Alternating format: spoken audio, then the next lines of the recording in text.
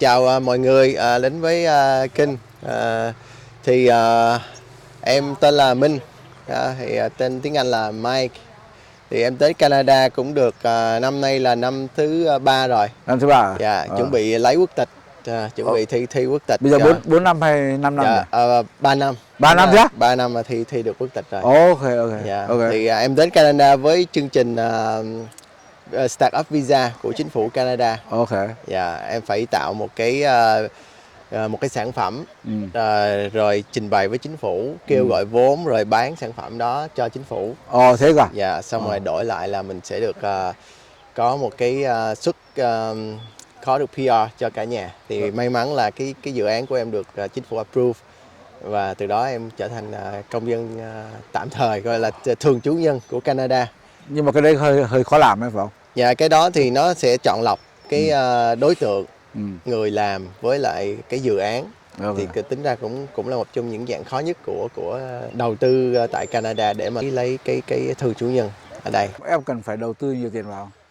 Cái đầu tư của dự án của em lúc đó là 250.000 đô Canada. Wow, Dạ. nhiều chứ. Dạ. Thì nhưng mà đối với em thì em thấy cái đó là số tiền lớn. Tuy nhiên tính tới thời điểm này thì em thấy nó xứng đáng. Thế à? Dạ, nó xứng đáng. Dạ. Thì những cái tiền đấy em bao giờ mới được lấy ra? Tại vì cái đó là một cái khoản đầu tư mà cho startup, thì như là anh cũng biết rồi, nếu mà những cái công ty khởi nghiệp á, thì cái giai đoạn đầu mình phải đầu tư tiền để mình run cái business đó. Thì đa số là cái khoản tiền đó mình sẽ không lấy lại được. Không lấy lại được Nó hả? sẽ mất. Dạ. Em lấy lại được total là khoảng gần 80.000. Gần 80.000 đô Canada. Thế à? Thì sau khi em có PR thì em bán cái dự án cho chính phủ, thì chính phủ cấp PR cho em là em stop cái dự án đó, là em chuyển giao toàn bộ cho chính phủ luôn. Ok. Dạ, thì họ đâu đó thì trong cái tiền mà lúc mình run lúc đầu á, thì cái trong tài khoản còn lại 80.000. Thế thì cũng lấy được. Dạ, một còn số một về. chút xíu để sinh sống thì kia. Anh hỏi em sang đây là trước khi em sang đây em ở Việt Nam em làm cái gì, rồi sao em tính sang đây? Trước khi sang đây thì ở Việt Nam em làm bên mảng tài chính ngân hàng. Tài chính ngân hàng. 12 năm em làm ngân hàng. 12 năm? Dạ, Làm ngân hàng nước ngoài hay Việt Nam? Dạ, em làm ngân hàng Việt Nam có và nước ngoài có. Nhưng mà trước khi đi thì ngân hàng gần nhất em làm là ngân hàng của Singapore, ngân hàng UOB, United Overseas Bank, một trong những ngân hàng lớn nhất của Singapore. Làm một quản lý hay làm Dạ, em quản lý một chi nhánh ở thành phố Hồ Chí Minh. Quản lý một chi nhánh thành phố Hồ Chí Minh. Nhà băng Singapore. Dạ, đúng rồi, của nhà băng Singapore, chi nhánh tại Việt Nam. Ok. Dạ. Thì lúc thế em nghĩ kiểu làm sao đang một cái job hay thế đã bỏ đi rồi bắt đầu sang Canada. Dạ, nó có cái gì hấp dẫn? Câu hỏi này rất là hay. Thì có hai lý do. Thứ hai lý do khiến em từ bỏ mọi thứ để mà bắt đầu một cuộc sống mới. Thứ nhất là tại vì gia đình của em hiện tại là không còn ai ở Việt Nam hết. Bố mẹ em thì ở bên Mỹ. Bố mẹ và em gái và cả gia đình bên đi hết Mỹ bên nội em bên Mỹ hết. Chỉ có mình em lọt lại ở Việt Nam thôi. Có máu đi nước ngoài thì đúng rồi.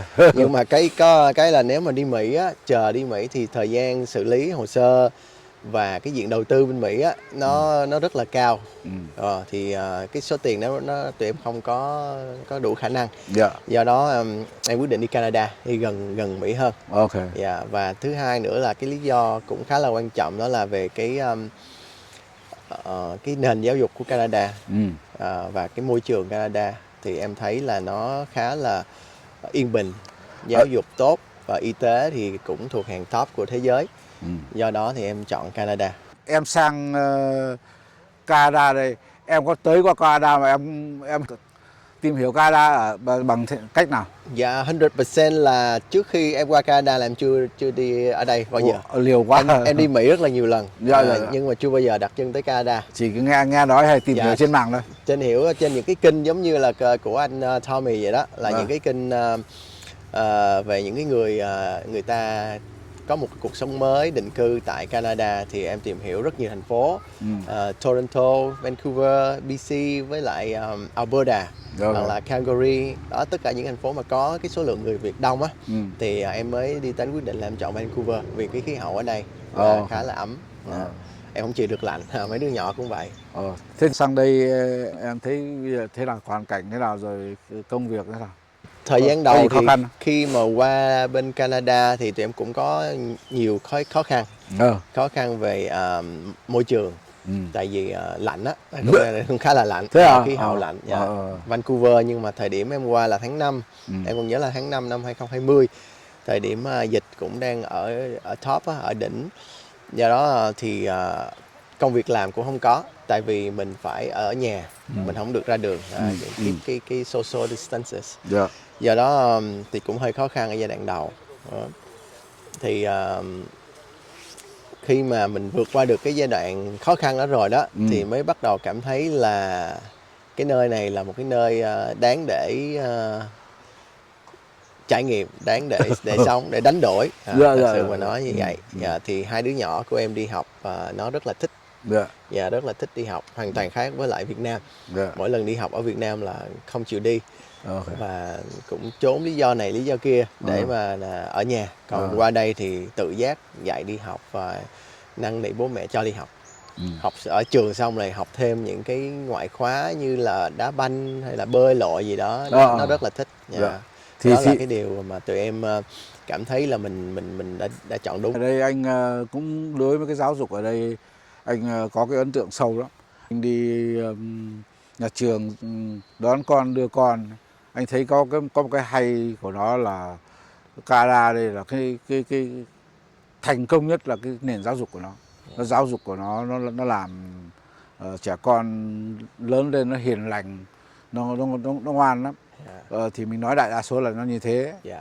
Thì anh cũng thấy lúc hồi nhỏ nhỏ nó ở trường ấy, thầy giáo cô giáo nó nói với con Nick là nó lúc ngồi xuống nó nói, nó không bao giờ nói nặng như ở kiểu ở Trung Quốc, nó nói kiểu quát rồi bắt đầu nó kiểu manh lạnh cái kiểu đấy. Thì anh thấy cái nền giáo dục này nó, mình biết một con Nick cúi xuống với nó nói chuyện thì hai người nó kiểu nó bằng cấp với nhau ấy, thì nó sẽ mới giao cái tâm nó nói chuyện với mình. Thế em làm gì đây? Hiện tại bây giờ em cũng đã thử nhiều cái công việc, cũng lăn lộn nhiều thứ. Thử qua mấy thứ rồi đó. Cũng thử làm ngân hàng ở đây. Em cũng đã vô đã được nhận vào ngân hàng RBC, Royal Bank Canada, một trong những ngân hàng lớn nhất Canada, để làm một cái vị trí cũng gọi là tư vấn tài chính cá nhân cho khách hàng cá nhân. Tuy nhiên thì cái hệ thống ngân hàng ở Canada nó khác so với Việt Nam. Nhưng em làm được khoảng một thời gian không lâu, khoảng 6 tháng thì em cảm thấy không vui nữa. Không thấy phù hợp, với lại cũng rào cản ngôn ngữ của mình á. Tiếng Anh mặc dù mình cũng có cái nền tảng, nhưng mà so với người bản địa ở đây á, thì mình chỉ là một con số nhỏ, rất là nhỏ.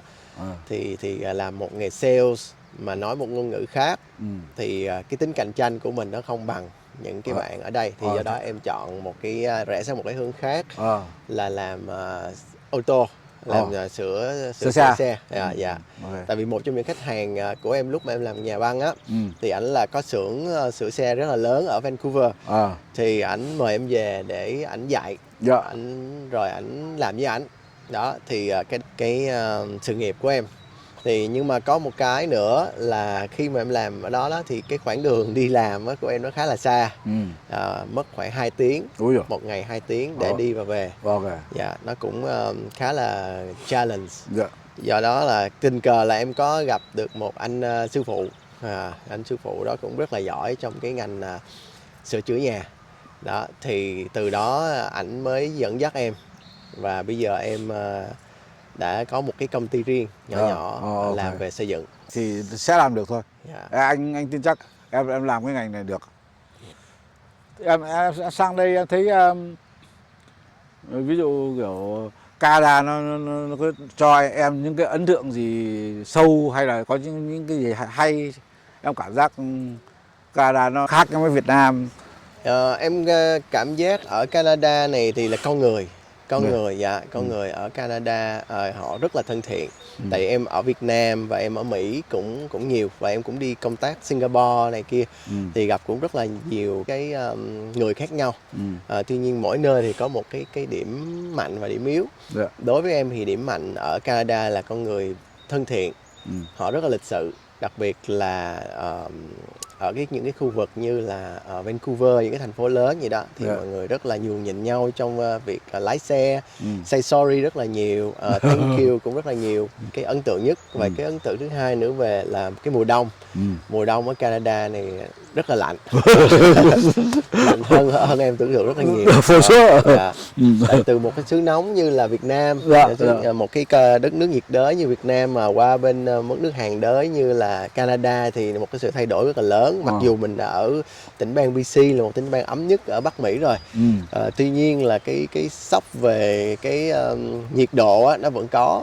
Ở mùa đông thì mọi người phải chuẩn bị nhiều thứ, xe phải bánh mùa đông, rồi nhà phải cào tuyết, rải muối, những cái chuyện đó thì em phải làm quen từ từ, và nó cũng làm cho em một cái gọi là ấn tượng là mình biết là tới thời điểm đó là mọi thứ nó sẽ thay đổi, là đường phố sẽ có muối nè, rồi cây cỏ sẽ rụng lá, rồi phong cảnh nó đẹp hơn. Đối với em phong cảnh mùa đông nó đẹp, có một cái nét đẹp rất là buồn nhưng mà cũng rất là ấn tượng. Đối với em là vậy. Thì mùa đông đây người thường người ta nói mùa đông có cái mùa đông hay của nó. Thì ai cũng biết ở Vancouver mùa hè quá đẹp luôn, phải không? Đúng rồi. Ở đây thì cũng coi như là một cái thành phố du lịch mà. Một năm người ta thế giới tới đây rất nhiều, vì đây cảnh rất là đẹp. Với một điều nữa em ấn tượng nữa là về cái cảnh thiên nhiên ở đây quá đẹp, tuyệt vời luôn. Giống như là mình ở trong một cái bức tranh á, mà nhiều khi mình chỉ thấy ở trên TV hoặc là trên internet thôi. Những cái quang cảnh đó nhiều khi mình đi dọc đường á, vô tình mình chụp một bức ảnh á, mà đôi khi là ở ngoài đời á, mình không tưởng tượng là mình sẽ có được những cái bức ảnh đó. Cái đấy anh cũng có cảm xúc lớn lắm. Anh hồi trước hồi nhỏ nhỏ anh cũng hay xem những cái chuyện của nước Anh, các nước Pháp ấy. Anh còn nhớ những cái câu chuyện kiểu biệt thự rồi cỏ xanh đẹp ấy. Anh sang đây rồi bắt đầu anh thấy ôi, thật ra cái hiện thật của nó đẹp hơn ở trong cái quyển sách luôn. Ngoài đời nó đẹp hơn luôn đấy. Nhìn bằng mắt thường mình thấy rất không tả được luôn, làm sao nó xây dựng được đẹp thế mà nó còn có một thứ là anh rất là phục nó, là nó rất là sạch sẽ.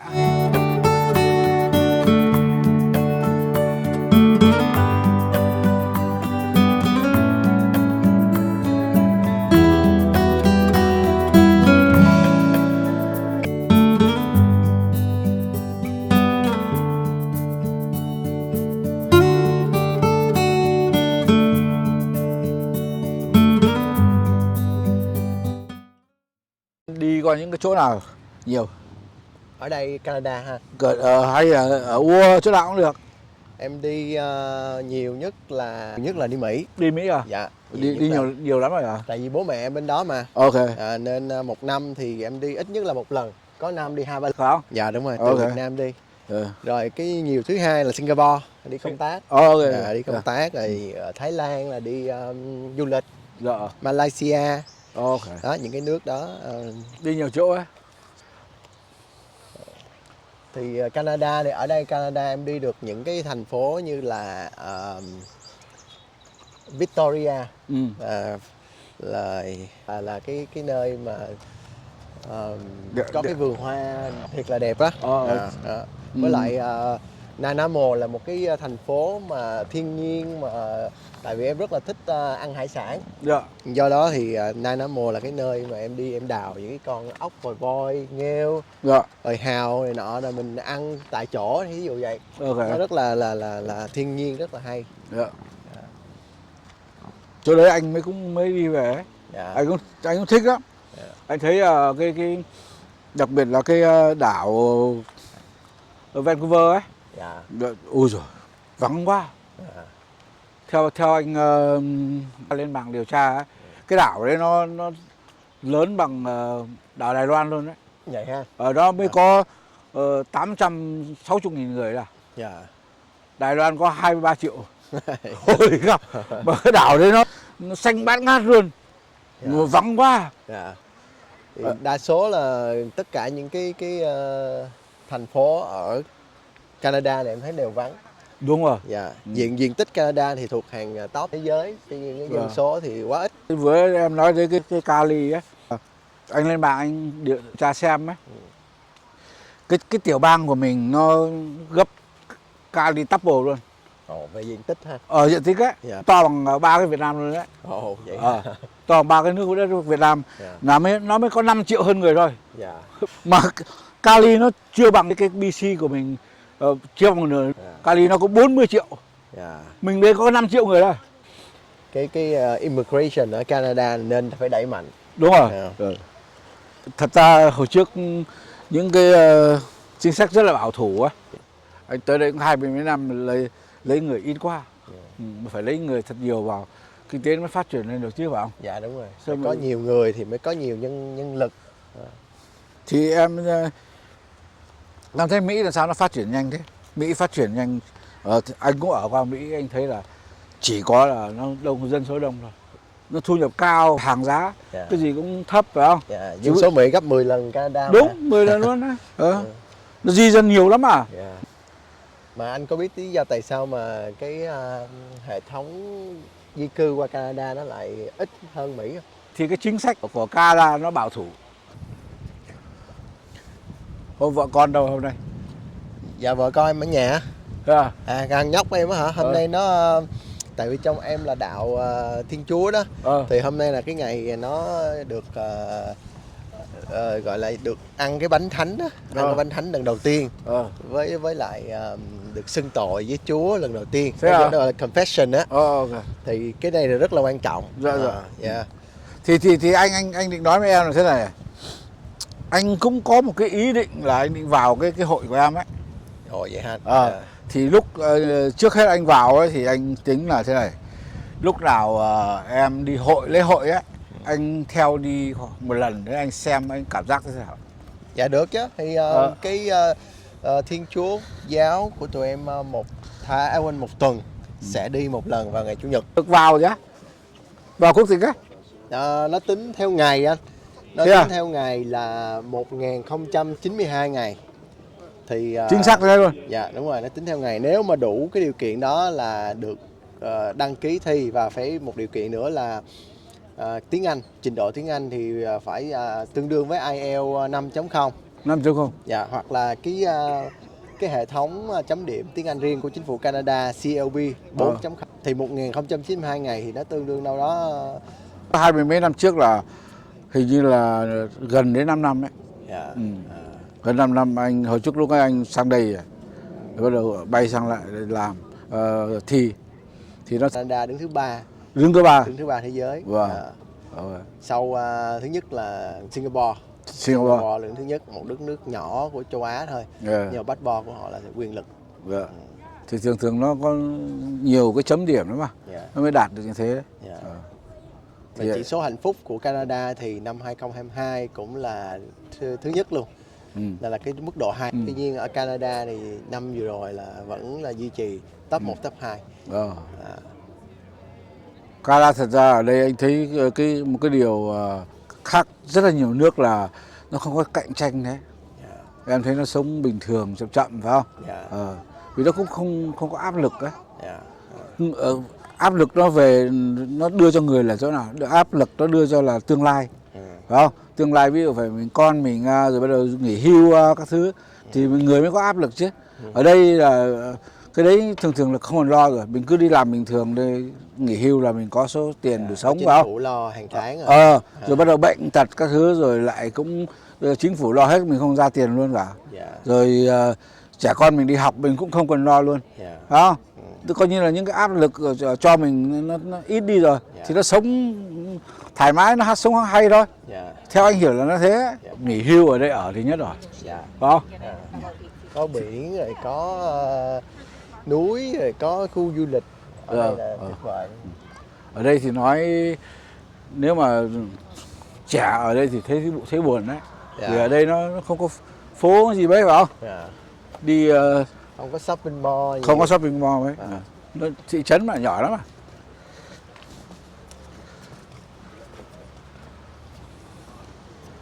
Thì em chơi những cái thể thao gì không? Hay là thích cái gì nhiều? Em thích bơi. Bơi à? Với lại đá banh. Đá banh? Dạ. Nhưng mà khi mà đi làm mà nó kín quá đó, nên cũng không có thời gian chơi những cái đó, thì chỉ có đi làm về nhà chơi với mấy đứa con rồi chơi games vậy thôi. Sang đây có đá con? Thế à? chưa chơi bên này. Hồi trước ở Việt Nam đá đây. Dạ có, ở À. Việt Nam thì có trong đội tuyển của ngân hàng á, Ồ. là Ờ. các phòng ban họ có một đội tuyển rồi họ chơi với nhau, đá Ờ. giao lưu này nọ thôi. Anh hồi ở Trung Quốc anh cũng đá cho công ty anh á. Dạ. Không nghìn mấy người đó trong công ty. Sang đây anh còn đá mà. Vậy hả? Sang đây anh mới sang 2-3 năm á. Dạ. Anh đi đá bọn Tây Đen 10 mấy tuổi à. Đá không lại cái đó đâu. Khỏe lắm. Ủa anh là đẻ ra ở Trung Quốc hay là ở Việt Nam? Anh đẻ ra Hạ Long, Hạ Long Việt Nam. thành phố Hạ Long. Việt Nam. Ví dụ 1-2 tháng nữa mình đi ra cái chỗ bãi biển số 4 ấy, em đi qua chưa? Dạ chưa. Chỗ đấy hay à. Có gì anh? Có đầy gái vẫn bị kít. Vậy số 4 là ở Bãi biển số 4. Vancouver ha. Nó ở chỗ nào, nó ở chỗ bên cạnh Quen Island ấy. Vậy hả? Ừ. Mình có phải qua phà không anh? Không. Em cứ lái xe đi cái thác đấy tên chỉ quên. Cái đậu xe đấy xong bắt đầu tới đấy rồi bắt vào kiểu hay là để như thế ăn này. Rồi đấy chơi, chúng nó chơi đá banh, bóng chuyền, đấy, cầu lông này. Bãi biển số 4 lớn lắm à? Vậy hả? Lớn lắm. Ở đấy chứa chắc phải mấy trăm nghìn người à. Chưa được, nhiều lắm. Thường lúc nó bắn pháo hoa ấy, là người ta ngồi đấy xe coi ấy. Thật ra mùa hè với mình nhiều chỗ chơi lắm chứ. Dạ đúng rồi. Nhiều lắm.